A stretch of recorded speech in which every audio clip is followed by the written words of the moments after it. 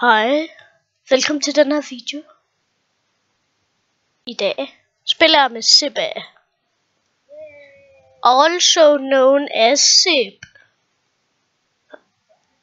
Gæt hvor mange kroner man får ud af det der. Den her map har jeg aldrig spillet på før. Man kan være en busk.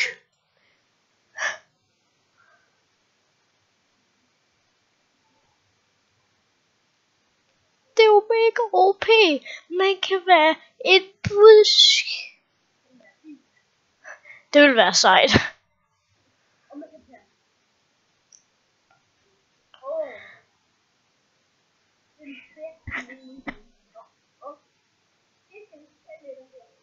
Ja, det her spil hedder Blox Hunt.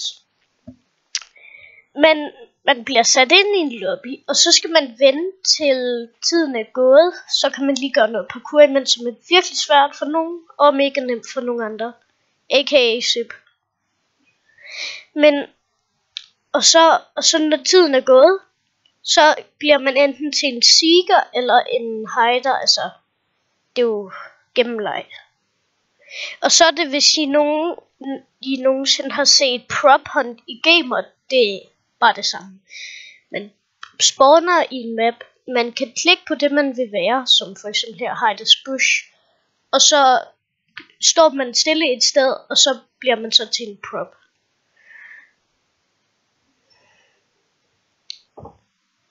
Når jeg allerede blev fundet, oh my god.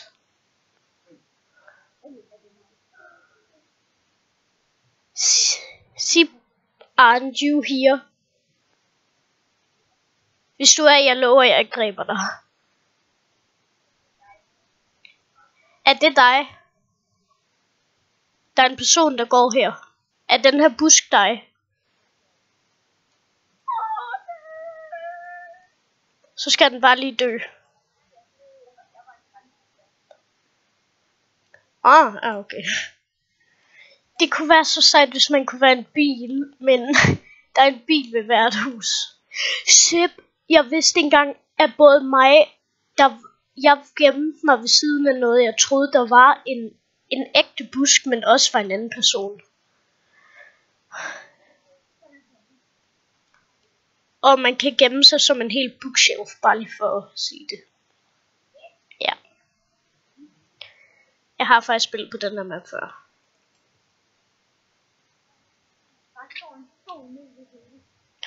That doesn't look suspicious.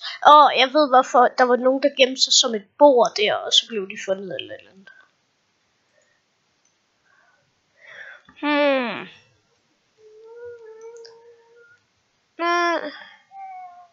Ja. Are you a quick hider? The instant hide game pass will make you hide instantly.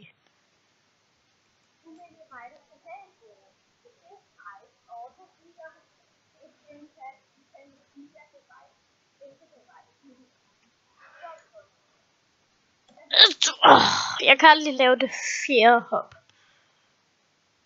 Rip that trash can. Jeg tror det var dig.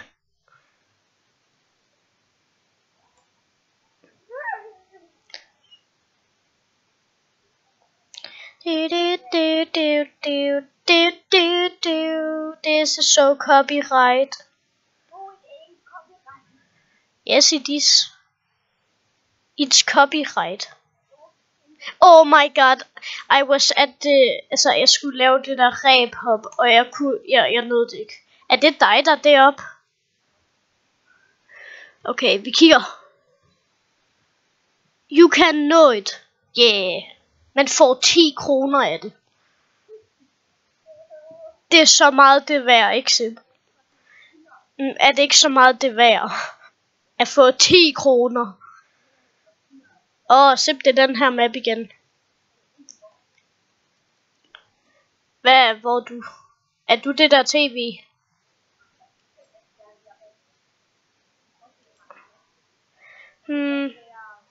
Jeg er en frying pan. Hide as mug.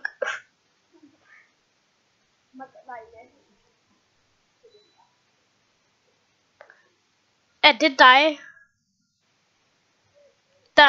der står, der er frying pan. Hvad er du så?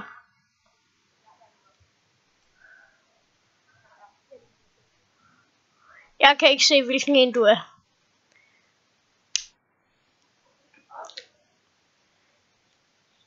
Skal jeg tårne det? Ej. Der løber bare 2 frying pans rundt, og de er bare ligeglade. Kan du godt se det? Kan du ikke godt se det?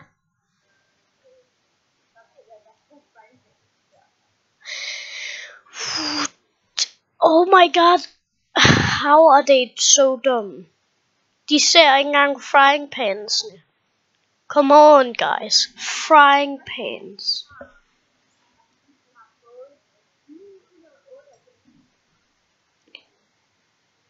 Wait, someone managed to get under.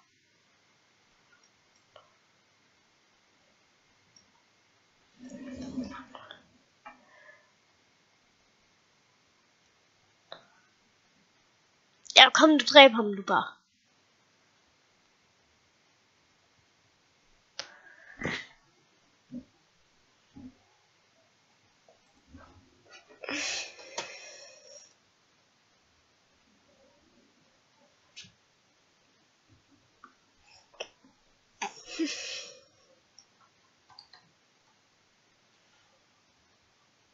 Oh god, I got found, and I was trying to type something.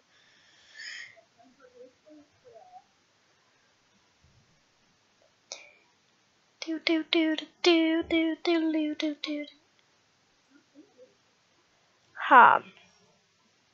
Ja. Ja. Kom her. Ha.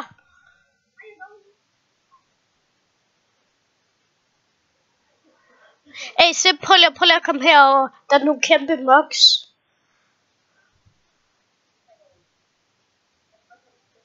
Sip, prøv lige at komme med mig. Der er nogle kæmpe mocks. Hvad?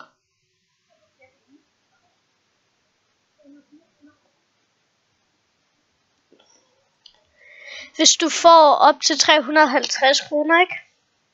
Så kan du få en Hungry Dino hat.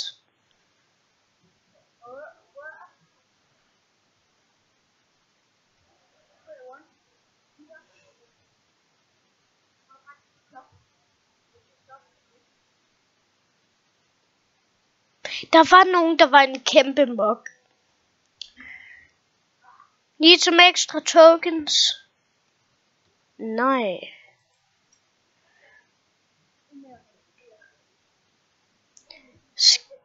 Skal du købe noget?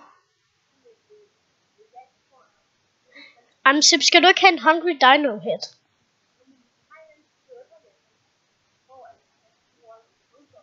Når jeg Sip, der med R15 er der også nye dances. /i dance. Prøv at komme ud. Du skal så meget se den her dumme dans.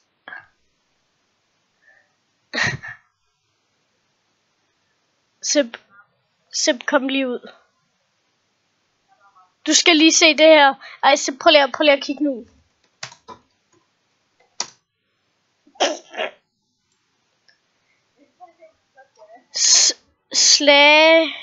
/i dance 2.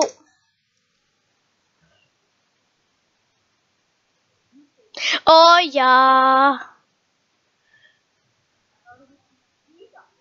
Ja.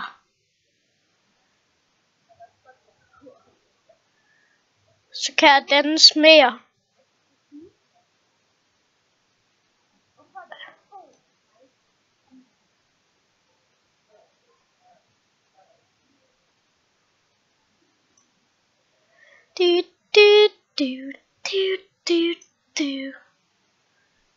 /i dance 3. /i dance 3. Okay. Wood.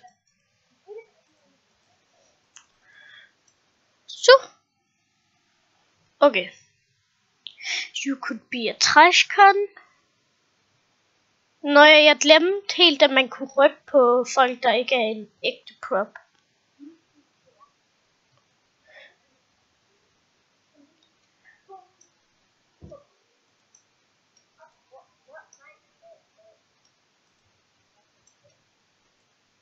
Jep, jeg fik allerede nogen. Han var en bush helt ude i kanten af mappen. Overhovedet ikke suspicious. Så det her, det er ikke spor suspicious, der står 2 skraldespande lige ved siden af hinanden.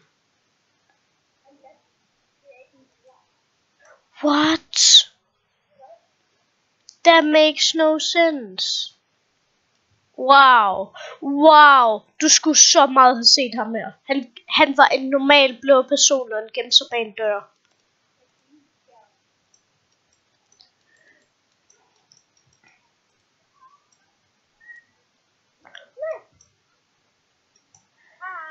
Så jeg finder dig ikke.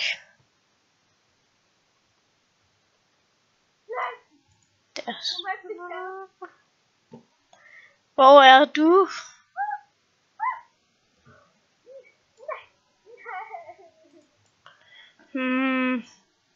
Hvor var du? I det grønne? Ja, okay. Det er bare så suspicious, når der står 2 skraldespande ved siden af hinanden. Men det er aldrig noget.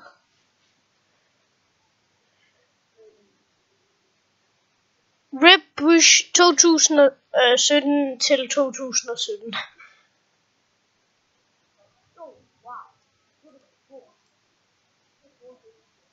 Sepp, ved du, om der var andre inde i det grønne hus? Jeg tjekker stadig.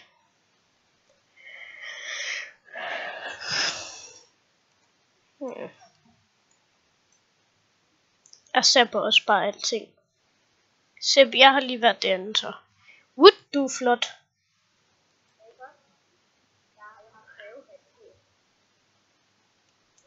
Kom så, en af de her 2 skraldespand hver en eller anden person. Nå. Wait. What? I'm the last one. Han er en Bush, han skrev Rip Bush 2017. Nå.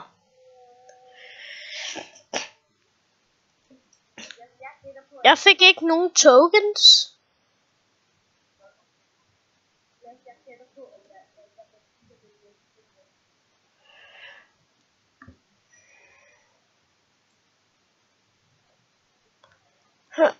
Yeah. Hiding skills. Han kunne ikke engang stave til hiding. Hiding. Hiding. You are there. I see you.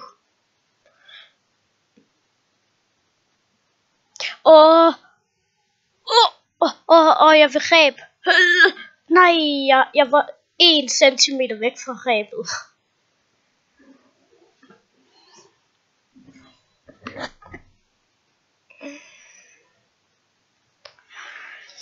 Du blev ikke. Men det gjorde Bondos Minecraft.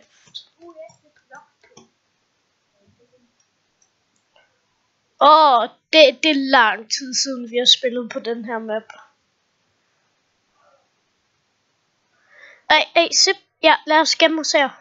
Altså, jeg gemmer mig i hvert fald her. Sepp, stå dernede under mig. Sådan der, ja. Det her ser bedre ud, gør det ikke?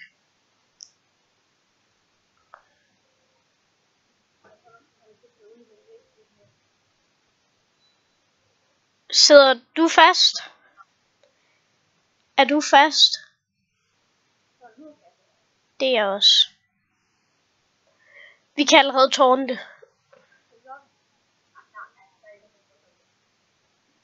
Det Bonders. Han tårntede derinde, så du det?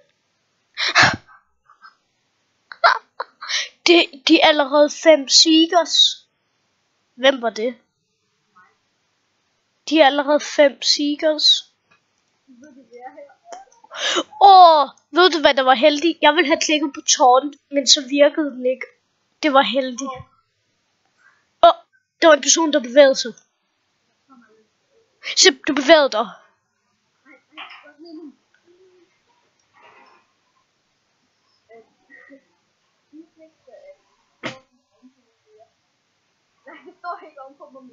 Jo, let gør jeg det. Ja.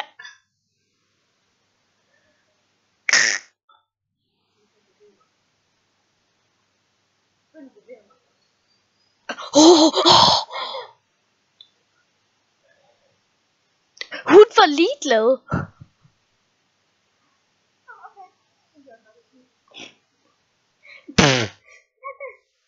Nej, what? Jeg blev også fundet. Jo, det er der. Jo, jeg vidste det godt.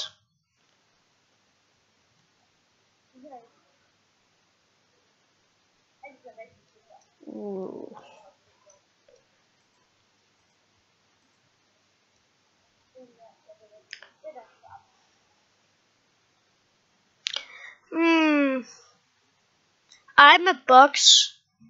Dumt at sige.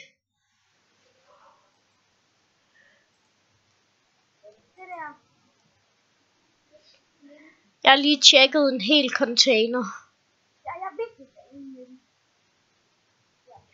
Inde i midten hvor?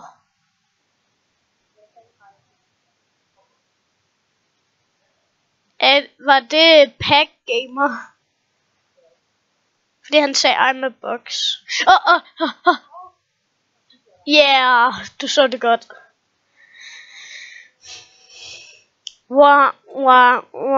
Nej, jeg gider ikke det her. 50 tokens for 38 Robux. Det er godt nok meget.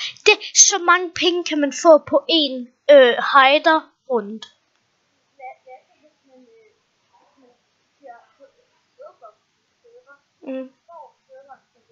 Det er det, jeg altid også selv har gået og tænkt over.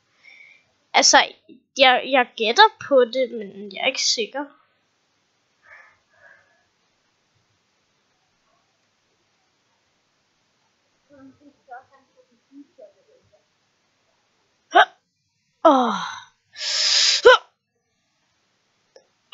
Nej, jeg var ved reb hoppet igen, og jeg kunne ikke.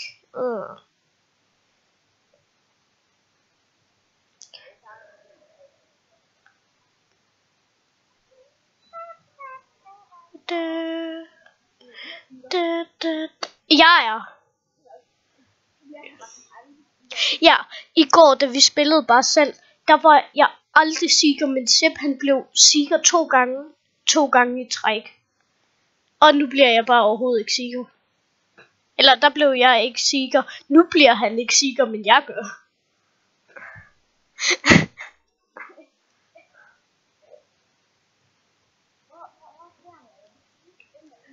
Hvad med dem? Hvad med dem? Så hvad med dem?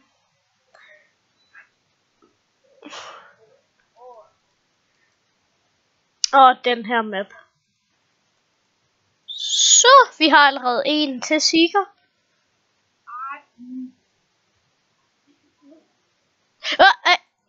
Jeg fandt en person.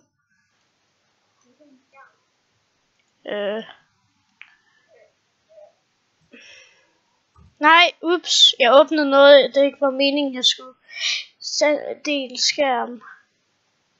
Hvad? Her.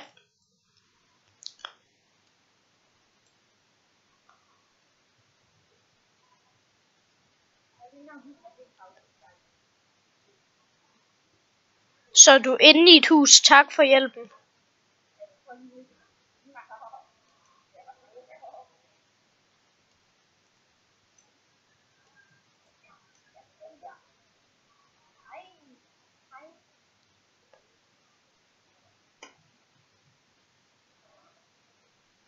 Du kan godt se, hvad farvehus du er inde i. Åh! Der var et bord, der bare lige pludselig begyndte at bevæge sig. Er det dig? Er det dig? Er det dig? Kom nu. Hvor gik du hen? Jeg fandt en skraldespand, og nu ved jeg ikke, hvor han er. Jeg tror, jeg fik ham. Ja, jeg troede, det var dig.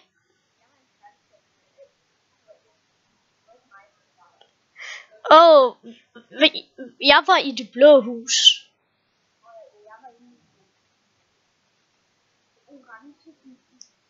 Ja, okay.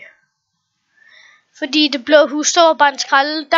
Der var et bord, der bare lige pludselig begyndte at bevæge sig. Altså, jeg tænkte bare sådan, wow.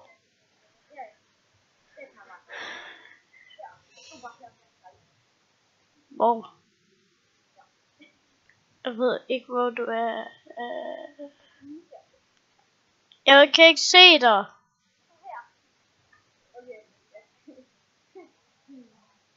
Jeg kan ikke engang der.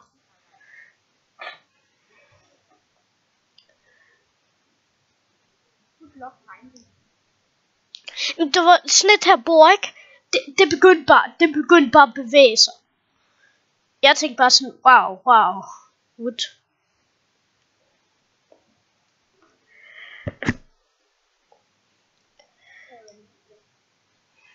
Hvorfor det?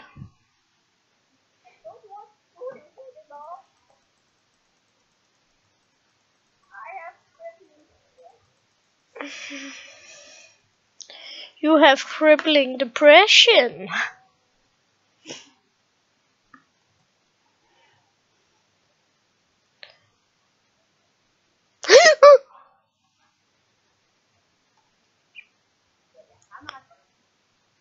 Jeg kan aldrig klare det tredje hop. And why is that? Because of you.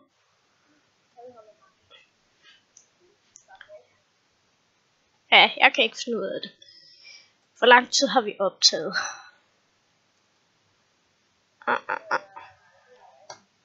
Der. 22 minutter. Det er lidt for lang tid.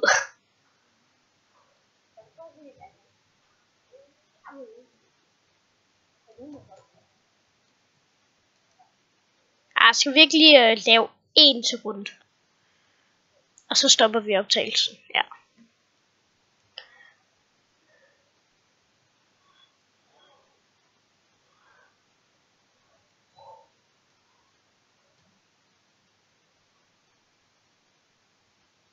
Igen. Town of Bloxville. Var det den, vi lige spillede på? Men imens kan jeg danse lidt.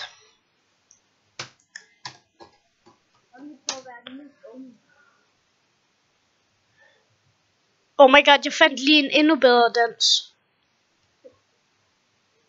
Tag me, please.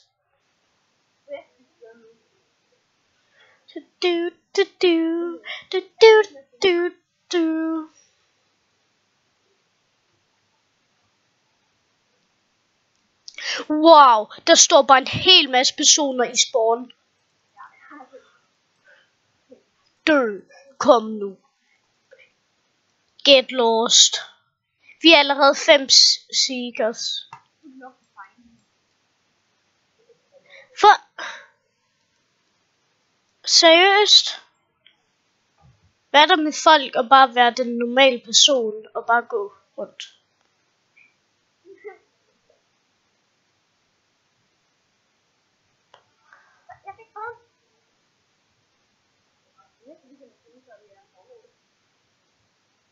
Tårntede du? Whoop! Du er en af de 2 sidste.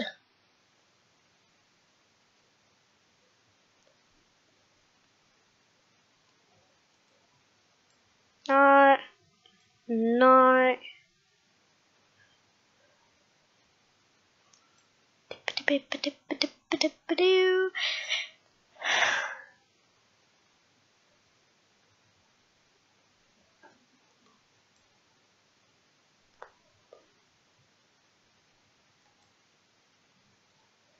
That guy was flying.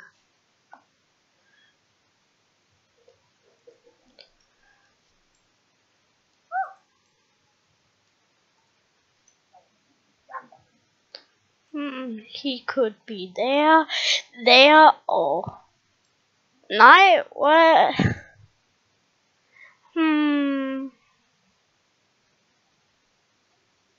Nej.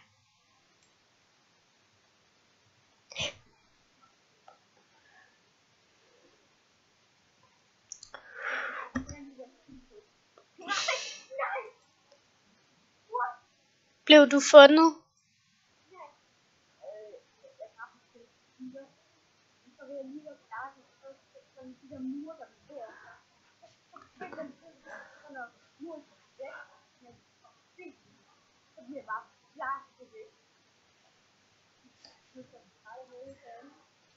Seb slash i love.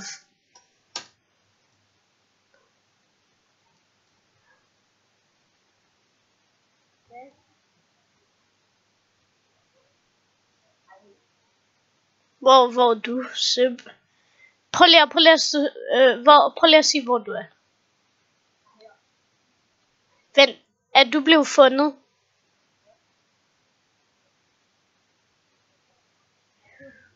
Where are you at? Oh.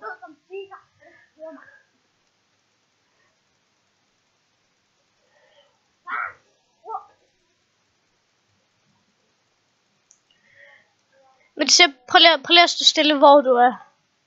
Prøv lige at stå stille, ikke Seb? Jeg går lige sådan her. Vent lige. Ja, vent. Hvorfor? Seb, jeg skal lige gøre noget. Seb, jeg vil have gjort slash i point og så slash i love.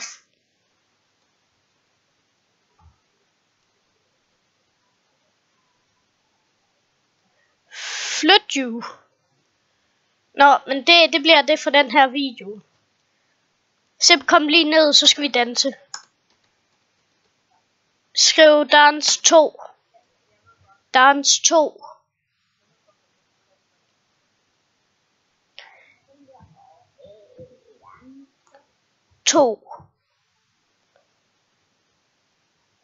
Og det bliver det for den her video.